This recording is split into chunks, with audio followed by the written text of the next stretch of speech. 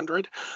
They usually have somebody in-house, but at the same time, there's usually questions or resources that we are able to assist. So our role in the region is to assist businesses through all stages within the finding of government opportunities at the federal level, to inform them in terms of the information that is available to them from our public websites, to engage. So I do a lot of one-to-one meetings with suppliers, regardless of where they're at in the stage of the business.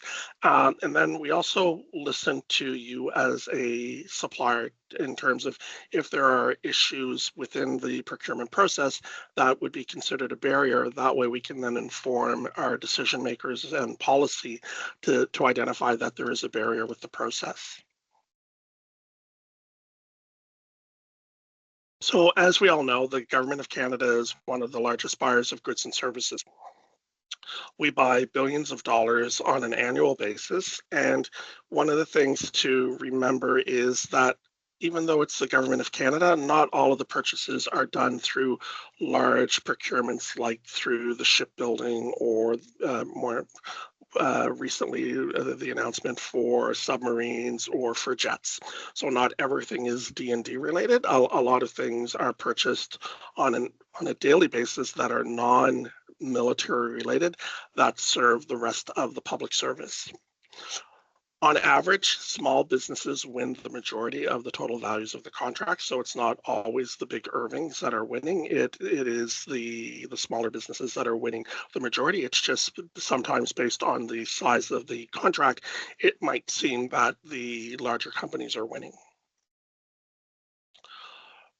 So last year, as an overall, we spent just over $67 billion in goods and services. Of that, our department actually managed 55 million, so about 80%. So about 80% of the contracts are actually managed by Public Services and Procurement Canada on behalf of other government departments and agencies. And of those, about 500,000 are contracts that are close to $1 million, and also, are purchases that are done by credit card. So when we think of a credit card value, then a small purchase at the gas station or at a hotel for accommodations, or for one-time purchases that are being done through a supplier. So as an example, I'll be doing attending a conference, so the conference fee is being paid by credit card to the organization that's providing the conference. So our department, Public Services and Procurement Canada, is the main procurement arm of the federal government. So when you think of selling to the federal government, we are one government, but we do purchase differently depending on the needs. So depending on what is being purchased, then PSPC will actually be the buyer, or it could be a department directly. So here in Halifax, we have D&D, Coast Guard, and Corrections. We have ESDC, CRA, just to name a few that can buy directly depending on what they're buying. And with that, they're all subject to the rules and regulations of the Treasury Board. So the Treasury Board manages all of our requirements for regulatory purposes.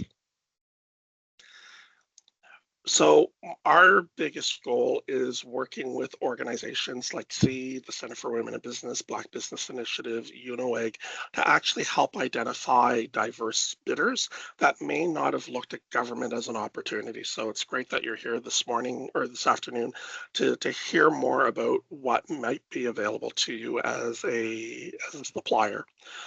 It allows us to buy better, so we're not always buying from the large corporations, because we are looking for the small contracts to get businesses to actually help them grow within their sector. So if you're currently a single entrepreneur, then hopefully at some point you'll have 5 or 6 staff, or you're a sole entrepreneur, but you also then have 5 or 6 subcontractors to help deliver on larger projects. And then we also do green procurement. So a lot of initiatives now around ensuring that if we're looking at something, that we're incorporating eco-friendly requirements. So anything from purchasing of an item on how it's packaged. So is the packaging recyclable? Is it something that has plastic? Is there another means of wrapping that item rather than having a plastic? Is it something that could be a paper wrap versus a plastic wrap? And then our department again helps diverse suppliers identify the opportunities that might exist. So when we think of selling to the federal government, it is looking at it from two perspectives. We do have a ceiling called our low dollar value procurement. So that is for purchases below 25,000 for goods and 40,000 for services, where a department, depending on what they're buying, can actually purchase directly from a supplier. So if I was looking very specifically for a new webcam, then we may have a supply arrangement. In terms of how we're purchasing that item. But if we don't have a supply arrangement, then we'll actually look online to see whether or not there's a local supplier, or if we have some inventory that we're able to access. So we will look for purchases below 25,000 for goods and 40,000 for services locally. What does that mean in context here? It means if you are a small business, then we want you to actually reach out to the departments and ask them, how do they buy your service? Do they actually have a supply arrangement, or do they actually use either regional or national arrangements? And we'll look at that in a moment. But also it's ensuring that you're actually well presented. So if you have a website, to make sure that your website information is is up to date. We also then would encourage you to just be registered with us as a supplier. That way we know that you do exist and the commodity. So we do have a business registration where we actually onboard suppliers just to be registered. That way we, if we're looking for their product or service, are able to identify them. But it's really doing that networking and getting to know the government departments on who actually buys, and we can help you with that. So if you have a product, so say you have a local business that does coffee, even though we think of coffee being grown outside of the region, if you're actually adding flavor or you're bringing in enough volume that you could be a local supplier, then we could be looking to buy coffee or the coffee cups or the services of maintenance. So depending on what you offer, then we would buy your product or service differently than somebody else. Once it is over 25,000 for goods and 40,000 for services and over 100,000 for construction, we'll actually do three different types of requests. We'll do a request for a proposal, a request for a standing offer, and a request for a supply arrangement. And we'll talk quickly about these. So a request for proposal is really that it's a request to identify very specific information on the criteria that's being used for a bid. So if we are looking for 100 chairs, then we will identify that we need 100 chairs delivered by a specific date. That same type of request could be done as a supply arrangement or a standing offer. So a standing offer is used to meet recurring needs when departments repeatedly buy the same good or service. The best example for a standing offer that the federal government has used in the past would have been paper. We would buy a lot of paper, and we would be looking for the best terms and conditions for a case of paper from 1 case to 100 cases, as an example. So we would be looking to have a prearranged price under very specific terms and conditions when required. So it's a request by a supplier that at any point, any department or agency could then do a call up, and then that would be the actual contract. So as an example, if our department needed a box of paper tomorrow, we would look at our supply arrangements, which we have with probably either companies like Grandin Toy or Staples, and say, we need a box of paper, where Service Canada might come back and say, we need 12. So the only difference really between the contracts would be the volume or maybe the size of paper. With the supply arrangement, it is used a lot more for very specific consulting. So we would actually pre-qualify the consultant to have a supply arrangement. That way, when we are looking for their services, then it's actually identified a little bit quicker. So a lot of consulting firms will actually be pre-qualified under a supply arrangement that's very specific to the services that they offer. So engineering, diversity and inclusion, human resource consulting, management training, those would have supply arrangements. So it's a pre-qualification, but it then allows us then to quickly onboard you based on a requirement. And the department, when they're looking for your services, would then engage with you to then say, okay, we have this type of contract. Are you available, and what would be the cost? So there is still a little bit of going back and forth with the supply arrangement versus a standing standing offer. So in terms of their overall complexity, they do have a lot of similarities. So they can be both regional or national. They can be for both goods and services, and they can also have a pre-qualification of suppliers for both commodities and services. The difference is that the standing offer is contracted using a call up, and then with the supply arrangement, it's used. You're using still a competitive process. So you may have a request, but you're still going to do a evaluation based on specific criteria to then have a finished supplier and then also a client with a contract. With the standing offer, the price is predetermined, where with the supply arrangement, because of the nature of the type of work that might be done, the price isn't fixed. And then the standing offer does have established terms and conditions, where the supply arrangement doesn't have it until it's part of the contract in terms of the deliverables that would be issued. There are a few times that we will do a non-competitive process just because of the nature of the type of purchase. So if there's an emergency, so right now we've been hammered with snow. Had we required anything for the Department of Defense in terms of an emergency, then there would be that request done very quickly versus putting out a solicitation that takes 3 or 4 weeks or longer. If it's low dollar value, so the low dollar value, we know that sometimes it doesn't make sense to run a long process if my budget is only $1,000, because that's what I'm looking for. I'm looking for something very quick, and it's $1,000 purchase. It doesn't make sense to do a competitive process. We may still get 3 bids and then identify various timelines in order to receive the product in due time, as well as for the best value. If it's not in the public interest. So even though it's a non-competitive, right now the federal government is looking at various suppliers for both the Coast Guard, but also for D&D for the submarines and the fighter jets, but it could also be the RCMP for military for firearms. So there are some that make very specific sense due to the nature of what would be divulged to actually have direct conversations with those manufacturers and suppliers versus putting it out as a public tender.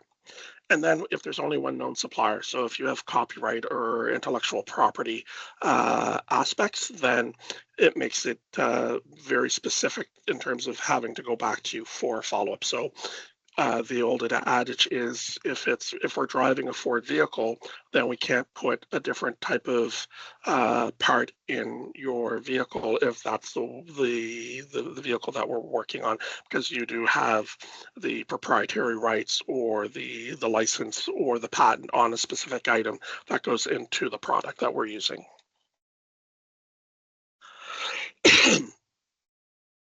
Feel free as well to ask questions at any time if you have any. So as well, we do have an official source called canadabuys.canada.ca. So if you are part of an association, or in the past, if you've been looking at Mercs, those are things that you would want to look at in terms of you're being redirected. So canadabuys.canada.ca is the official site. So we recommend people look at canadabuys.canada.ca to search for public tenders. There is no registration. It is free to look, and it allows you to then access our e-procurement platform to then register as a supplier. So Canada Buys, again, you're able to search, you're able to identify your competitors if you look at historical, and then you're able to see how the government buys. So you're able then to use historical information to actually see how the government buys your product or service.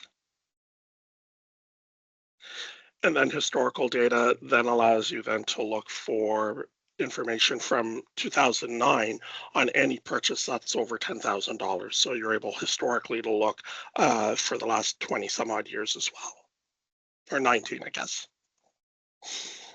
So some organizations will know our acronym of GETS, which is the Government Electronic Tendering Service.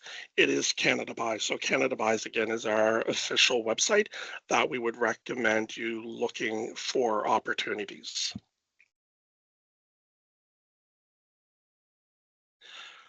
So with this, there's no requirement for registration. You're able to use plain language. You're able to use what we call a commodity code. So every product and service does have a commodity code that's based on the United Nations Standard Product Classification. So it's an 8-digit commodity number that identifies your product or service, and then you're able to see how and when the government buys your product. In terms of registering, there are several steps. So the first thing is, because you are selling to the Government of Canada, we do require you to charge the government HST, so you would have to have your HST account. When you register with CRA, if you're an incorporated business and say, for example, you're a numbered company, when you register with us, you would be registering that numbered company and then identifying your operating name. So if I'm registered as 123 Nova Scotia Inc. with CRA, I would then do my registration with our department to then get your procurement business number. We do have a platform called SAP Ariba for some of the departments that are now managing their supply requirements through an e-platform.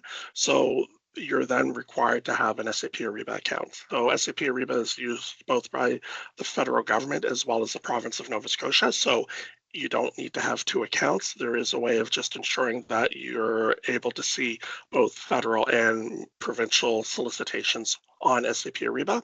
But in terms of finding those opportunities, you're still going back to Canada Buys to see the federal opportunities. And then we do have a professional platform for our consulting, which is called the Centralized Portal. So the Centralized Professional Services Portal actually has a variety of different platforms. So Pro Services is used for a lot of professionals, including IT, project management, human resources, dispute resolution for anything below 100,000. Then if you're in the IT sector, we then have two very specific sector databases. One is for task and the other is for solution. And that is really the aspect. So task is there's a task that needs to be completed, where solution is we're unsure of the criteria. So we're coming to you as a professional to help identify the steps that would complete the operation. And then for non-IT, we then have task and solution professionals. So again, a lot of HR, business consultants, and change management. Not as much here, but more in the national region. We would have a temporary help service, but we do have temporary help here as well. And then for auditing, and then not as much anymore are select.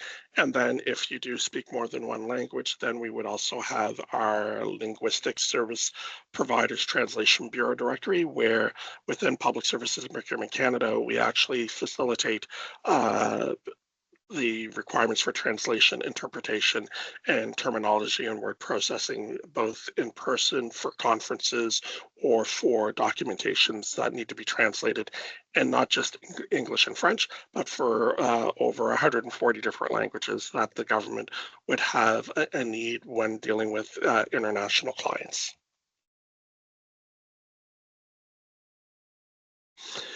So again, our services are really fairly broad. So we do seminars like today. We also meet with you one-to-one. We do have a national 1-800 number. And then on our website at canada.ca/PAC, there is a lot of information that is available to you that you're able to use for self-serve. We do have a newsletter, so feel free to sign up for our newsletter when you receive the invitation. And there will be a hyperlink, but you're also able to use the QR code. And then my contact information, so it's easier to reach out by email. And I'll just put my email here in the chat.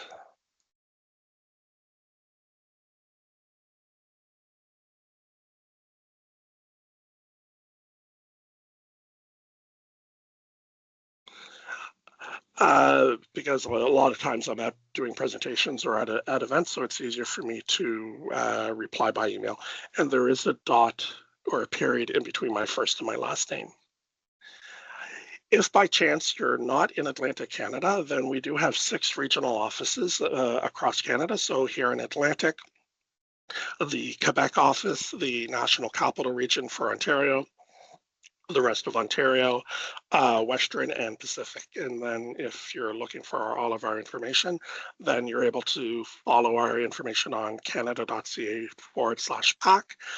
There you're able to see our event calendar. So we will host regular events sometimes here in the region. So back in November, we did an event over at the Shearwater Museum, where it was very specific to dual use technology. So it was focused on D&D and marine use, but it could also have been for the non-military or Coast Guard use as well. So we had caterers, we had consultants of varieties, but we also had manufacturers for different products outside of a military use that was available. So now it's more or less just an opportunity to ask any questions that people might have.